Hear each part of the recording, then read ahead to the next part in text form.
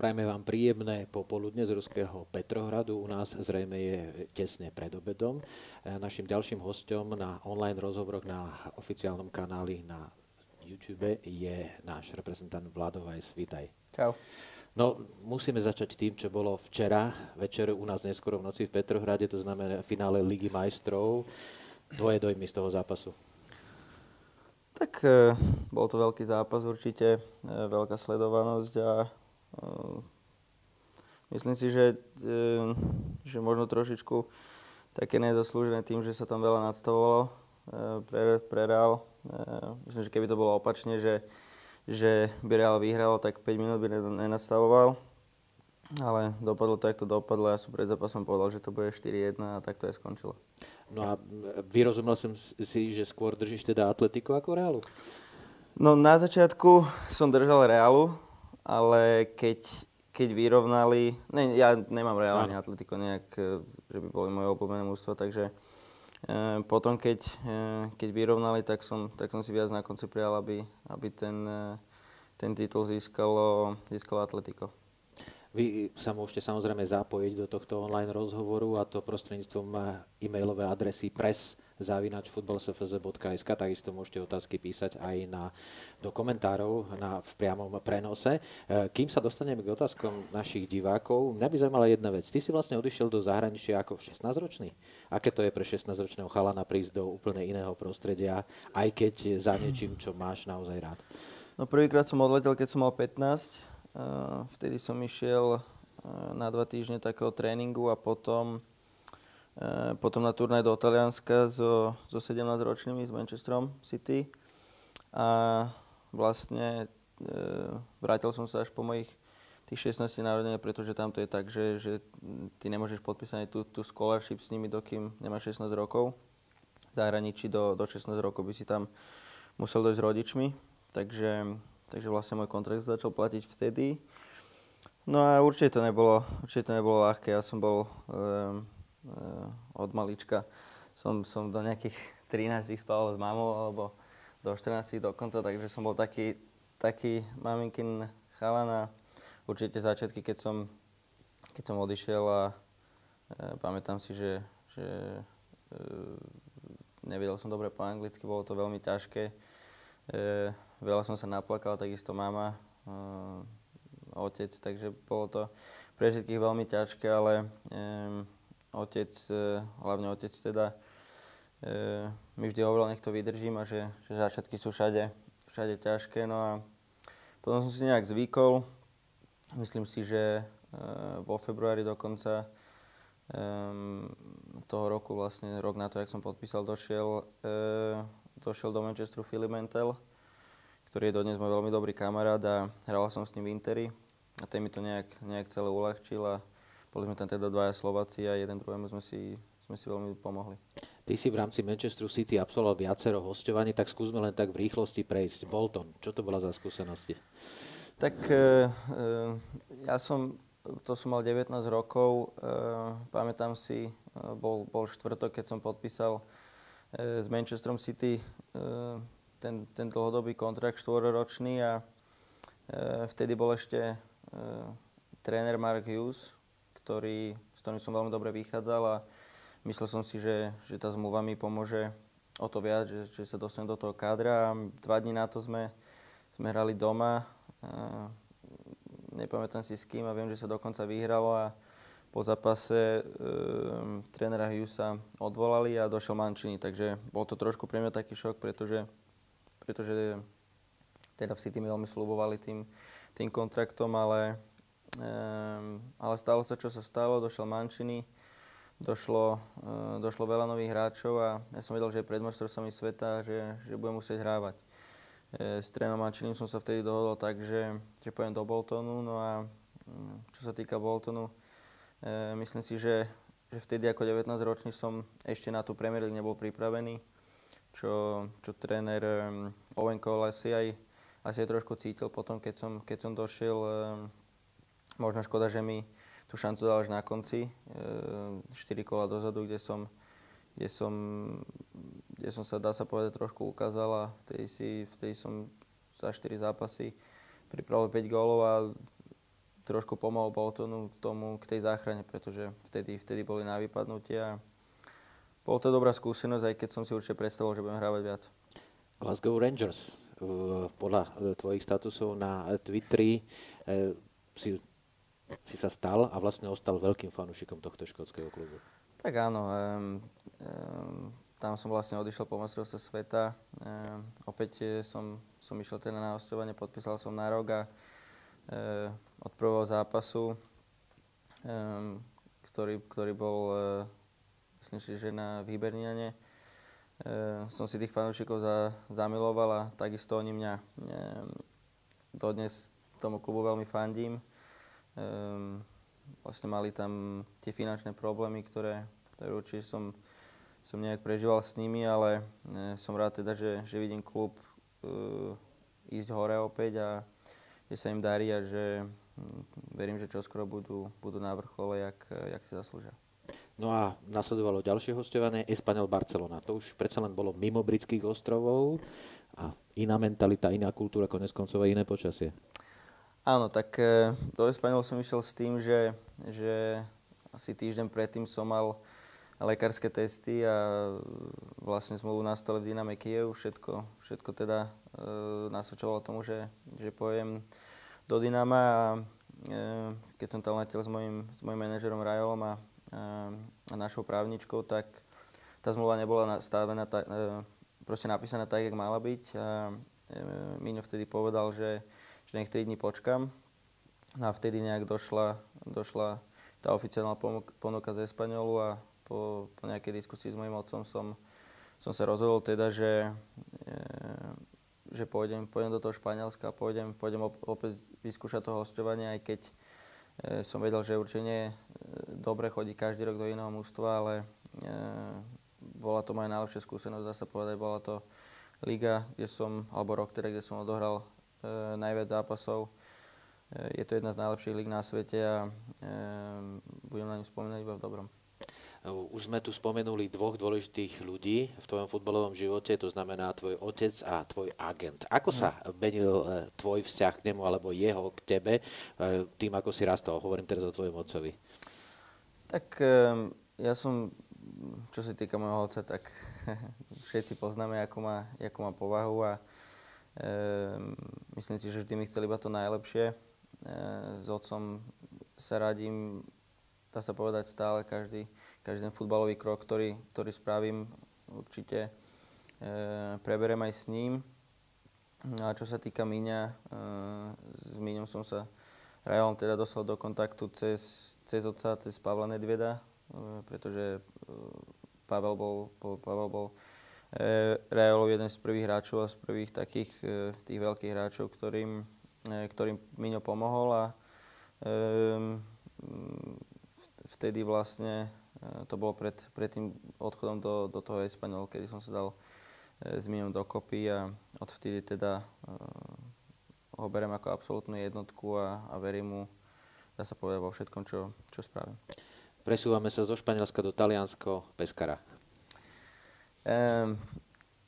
V Pescara, vlastne po Espanyolu som mal veľa ponúk, ale čo bolo v Pescara najvýhodnejšie bolo to, že Míňo sa vtedy s nimi dohodol tak, že vlastne pôjdem tam na rok s opciou. To znamená, že oni ma z Manchester City vykúpili a ja som sa stal za rok voľným hráčom, čo bolo určite veľká výhoda. Potom v lete v tom prestupovom termíne sa ísť do nejakého iného klubu.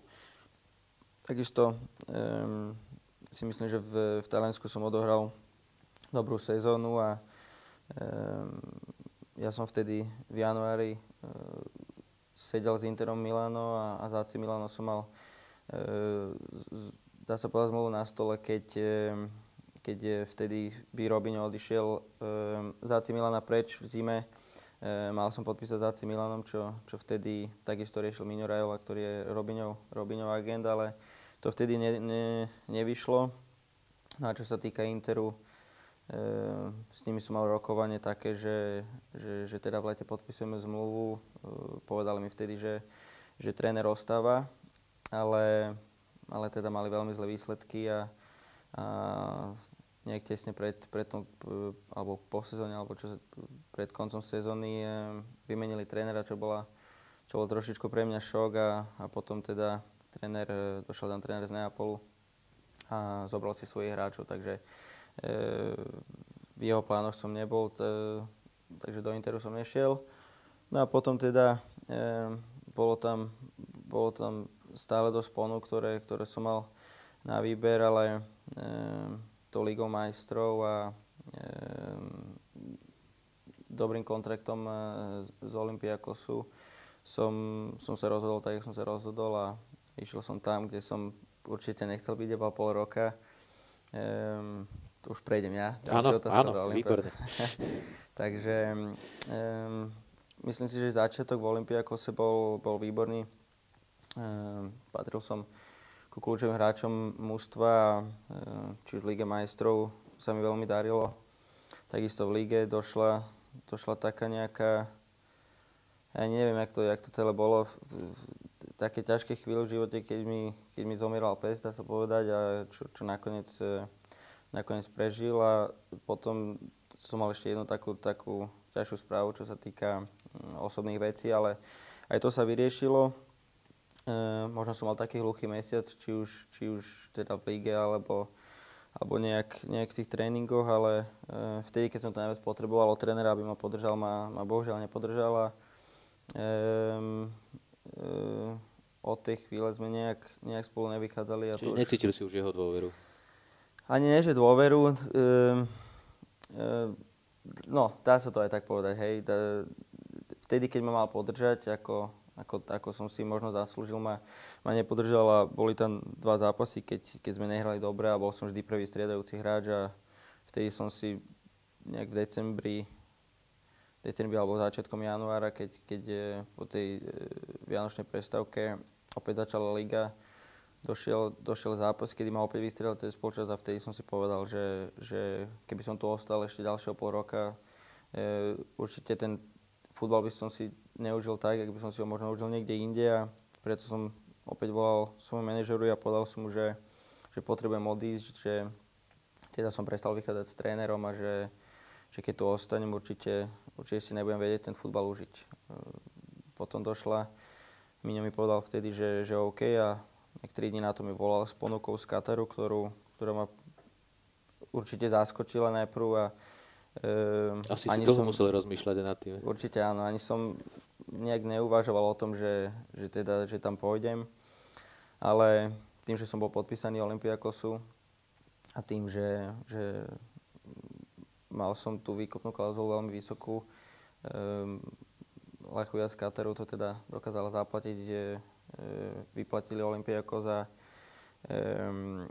ja som teda odišiel. Poďme už vlastne, lebo čo sa týka Kataru, je tu viacero otázok, tak poďme rovno na ne.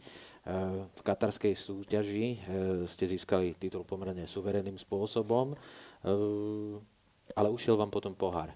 Takže aké bolo celkové hodnotenie v klube tejto sezóny? Ako si to ty vnímal? Tak predtým, jak som došiel, som vedel, že teda Lechuje bolo nejaké 3 body prvá a že teda chcú vyhrať ligu, čo sa nám podarilo. Takisto sme hrali tú Azijskú ligu majstrov, skupinovú časť, ktorej sme nepostúpili. A potom došli 2 poháre. Ten jeden sa volá, myslím, Prince Cup a druhý Emir Cup. V tom Prince Cupe sme sa dostali do finále. Tam sme na penalty prehrali. A čo sa týka toho Emir Cupu, Emir Cup je v Katare možno viac jak liga, tým, že teda Emir je tam najvyšší a na finále chodí 40-50 tisíc ľudí, takže veľmi som si prijal, aby som teda pomohol Lechvi do toho finále sa dostať a takisto sme mali nešťastie, hrali sme z Al-Ali, kde je tréner Mačela, Čech s Húckom Slovakom a v štvrťfinále nás gólom poslednej sekunde teda dali na 3-2 a z toho pohára sme vypadli. Keď už sme vlastne u divákov, u publika, ako sa prejavuje na futbale? Predsa len zrejme je to troška iná mentalita. Ako sa oslavuje titul v krajine, ako je Katar? Futbalový titul, myslím. Tak všetci vedia asi, že tí nechodí tam až tak veľa ľudí na futbal a je to ťažšie sa vždy na ten zápas nejak motivovať, ale môj cieľ je odohrať tam čo najlepšie a určite sa futbalovo posunúť. Takže je to ťažšie, ale si myslím, že titul sa oslavoval pekne, boli pekné oslavy. Takisto tam boli na ten posledný zápas, keď sme teda rozhodli o titule aj pár ľudí a užil som si to tak ako napríklad titul, ktorý som vyhral s Glasgow Rangers. V podstate máš zásluhu aj na gréckom titule, takže môžeš si povedať, že tento rok alebo túto sezónu môžeš oslavovať 2 tituly. Ako by si zhodnotil teraz s odstupom vlastne kvalitu tej súťaže? Čo je na nej možno také, o čom my nevieme, alebo sa len domnievame, že tá súťaž je asi takýto futbal sa tam hrá. Ako si ju spoznal za tú polosezónu? Tak možno predtým, jak som tam išiel, som si myslel, že to bude jednoduchšie, jak to je. Akože jasné, že ten futbal nie je na takej úrovni, jak v Európe, ale je tam veľa dobrých hráčov, dobrých individualít a niekedy je možno, tým, že ten futbal je určite pomalší, je možno pre mňa, pre rýchlostného hráča, sa ťažšie presadiť tým, že možno sa mi hrá lepšie v takom zápase, kde sa hrá na jeden dotyk a hrá sa rýchly futbal. A tu naopak je ten futbal pomalší. Každý chce mať 2-3 dotyky, takže je to úplne niečo iné, ale treba sa prispôsobiť. Myslím si, že za toho pol roka, čo som tam bol, som si na to trošku zvykol a dal som 7 gólov a dúfam, že ten rok to na budúcu sezónu bude ešte lepšie. Platí, že legionár a navyše s takou zmluvou, ako máš ty, musí teda dokázať svoje kvality niekoľkonásobne intenzívnejšie, ako dajme tomu možno aj najlepší domáci hráči?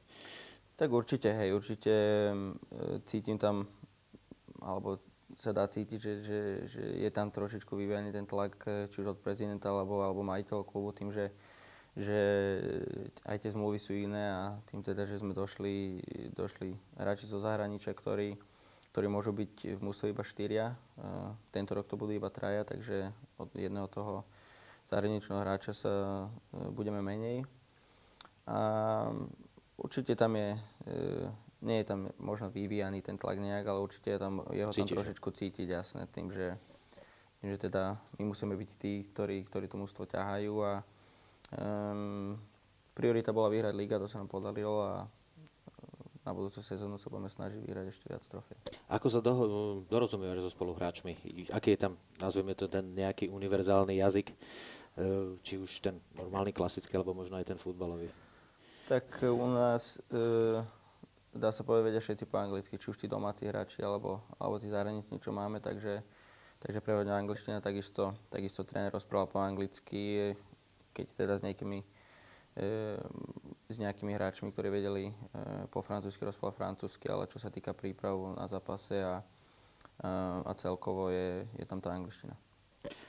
Teraz vlastne máš v klube prestávku. Je to pre teba, ako to vnímaš, lebo predsa len tá prestávka je rádovo o mnoho dlhšia, ako býva v európskych súťažiach. Ako to máš naplánované? Tak, aby si v podstate, lebo aj tréner Kozák vyslovil takú obavu, hlavne v prípade zápasov v septembri, ktoré nás čakajú, keď ty vlastne tvoj klub ešte hrávať nebude. Tak máš už to rozplánované, ako to budeš robiť? Už vlastne je to tak spravené, že je to ako v Európe. My sme skončili 2 týždne dozadu, iba týždeň predtým, jak skončili mužstvo v Európe a začíname prípravu skore, jak napríklad mužstva v Taliansku alebo v Anglicku. My začíname už 1. júla, takže to je o týždeň skore, jak neviem, čo som sa bavil s Amšom alebo Škrťom, ktorí začínajú už nejakého 10. júla. Takže my budeme trénovať a neviem, jak presne začína liga. Viem, že Super pohár sa hrá 16. augusta, myslím, takže by som mal pripravený, keď budem nominovaný. Jasné. Otázka od diváka. Ako vyzerá tvoj normálny deň, čiže povedzme si tvoj futbalový deň teraz, keď si v Katare, ako to vyzerá? Pokiaľ nemáš zápas. Tým, že sú tam tie horúčavy, je tam určite teplejšie, sa trénuje večer, takže vstávam tak okolo 2 na obed, ale ne. Vstaneme okolo tej 10. A ako kedy. Záňal som teda teraz byt a bývanie tým, že vlastne po tej prestávke už tam dojde aj rodina, takže som sa snažil ohľadom toho všetko zariadiť. Do obeda ani moc nič a po obede teda väčšinou si oddychnem, alebo jak som povedal, mal som veľa tých vybavovačiek. Hocičo, fakt neviem. Neviem, ako kedy. Jasné. A keď je zápasový deň? Deň pred zápasom sme na hoteli, vždy máme sústredenie, takže je to podobne ako v reprezentácii. Do obeda je nejaká prechádzka, obed, potom odpočinok a potom príprava, možno nejaké krátke video a ideme na zápas. Ďalšia otázka, už je veľmi hypotetická, v podstate sa aj opakujú.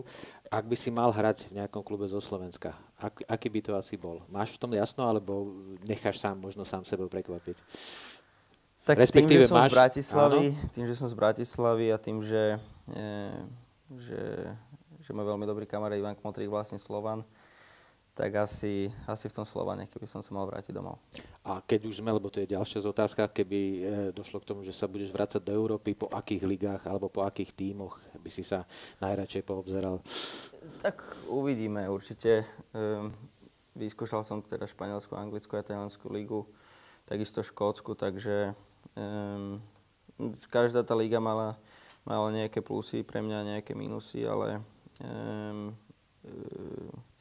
môjim takým snom je raz sa vrátiť do Rangers a ešte zažiť tú atmosféru a tých ľudí, ktorých teda milujem a oni milujú mňa. Ešte aspoň keby sa iba na jeden zápas dalo, tak by som to určite skúsil. A za nami je zápas s Čiernou Horou. Ako sa na neho ty pozeráš teraz s odstupom 1,5 dňa? Tak som rád, že sa vyhralo. Čo sa týka atmosféry, bolo to podobné v Katare tým, že bolo ticho na štadióne, ale bol to dôležitý zápas taký pred tým Ruskom, ktorý bude určite ešte o niečo ťažší. Čierna Hora mala dobré individuality, výborne zahrali Ovetíš, takže dobre sme ho prikryli a som rád teda, že som pomohol mužstvu tým krásnym gólom. No ako to bolo s tou 11-kou? Chcel si to tam kopnúť, alebo ti to Chcel som to tam kopnúť, ale čakal som, že brankár teda pôjde na druhú stranu. A našťastie sa to odrazilo ku mne a mohol som to doraziť do bránky. Mňa by zaujímala jedna vec. Dosť často, ako sa to hovorí, rozhadzuješ rukami, keď nie si spokojný s tým, že rozhodca neodpískal niečo podľa tvojich predstav. Zodpovedá to tvojej nejakej povahe emotívnej? Lebo niekedy som mal pocit, že niekedy až zbytočne si gestikuloval a zrejme rozhodcovia toto nemajú veľmi radi. Tak nemajú, ale myslím si, že vždy keď sa rozčulujem, tak cítim to, že mal byť odpískaný faul, keď mi teda neodpíska. Boli tam také situácie, kde ma pomaly vyhľadky z dresu a rozhodca sa to nejak snažil ignorovať tým, že som možno trošku skorej začal do neho rýpať. Ale som taká povaha, bohužiaľ. Ľudia, čo ma poznajú, vedia, aký som a možno to mám po ocovi, túto povahu. Čaká nás Rusko? Čo čakáš od tohto zápasu? Tak je to, myslím, posledný zápas Rusov, ktorí odohrajú v Rusku, nie, potom už idú na prípravu inde, takže určite to bude ťažký zápas, budú sa chcieť doma ukázať a my musíme hrať koncentrovane od prvej minúty a takisto si myslím, že my všetci sa budeme chcieť ukázať tu a je to teda posledný zápas pred tou prestávkou a Rusko je silný súper, ktorý ide na majstrovstvá sveta. Bude to, myslím si, že veľmi, veľmi dobrý zápas. Otázka priama, uvidíme, čo na ňu odpovieš. Kto je podľa teba najlepší hráč slovenského Ačka? Ja. Dobre, ďakujem pekne. No a poďme teraz vlastne k tomu, tebe sa dosť výrazne zmenil život aj profesne, ale aj osobne na konci minulého roku. Ako vnímaš svoju novú situáciu? Už predsa len ženatý muž s 2 deťmi, s rodinou, ktorá teraz príde za ním. Ako si vlastne prežíval to odlúčenie? Tak išiel som, dá sa povedať, z extrému do extrému tým, že som bol sám, žil som sám. určite som žil taký život, že som sa snažil užiť si každú minútu v tom živote, takže hľadal som niečo, čo by ma možno vedelo trošičku tak upokojiť a skľudniť, takže nebolo to, či to netrvalo deň, keď som hľadal niečo, alebo niekoho, kto mi túto situáciu môže zmeniť a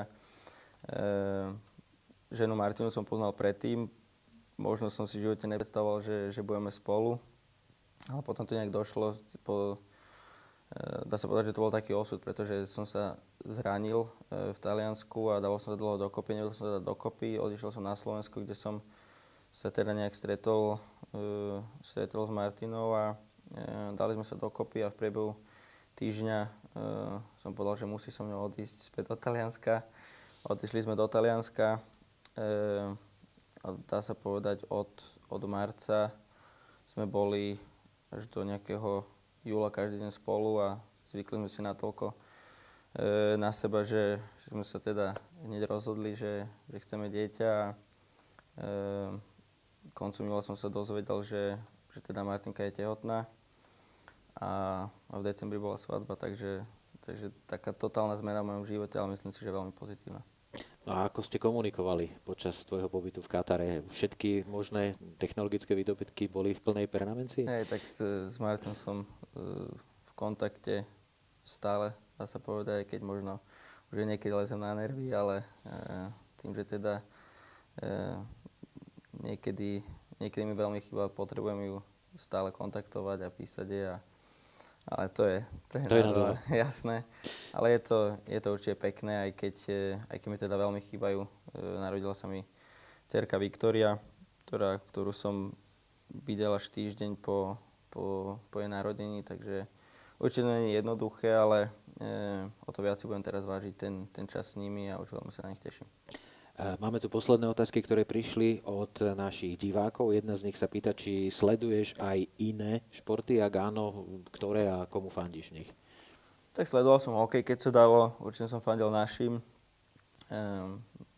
Bohužiaľ im to nevyšlo a teraz fandím našim susedom Čechom. Sa možno veľa Slovákov nebude páčiť, ale ja im fandím. A sledujem tenis a momentálne som začal nejak basketbal NBA sledovať. A už posledná otázka. Nechcel by ťa tvoj otec do týmu, ktorý trénuje? Alebo vieš si predstaviť, že by si hral v klubovom týme, lebo v reprezentácii sa ti to už podarilo, ktorý by trénoval tvoj otec? S otcom som bol 2 roky, dá sa povedať, reprezentácia, myslím, že mi totálne stačilo. Ďakujem pekne. Hosťom online rozhovoru na YouTube kanále Slovenského futbalového zväzu bol Vlado Weiss. Pekný deň. Ďakujem veľmi pekne.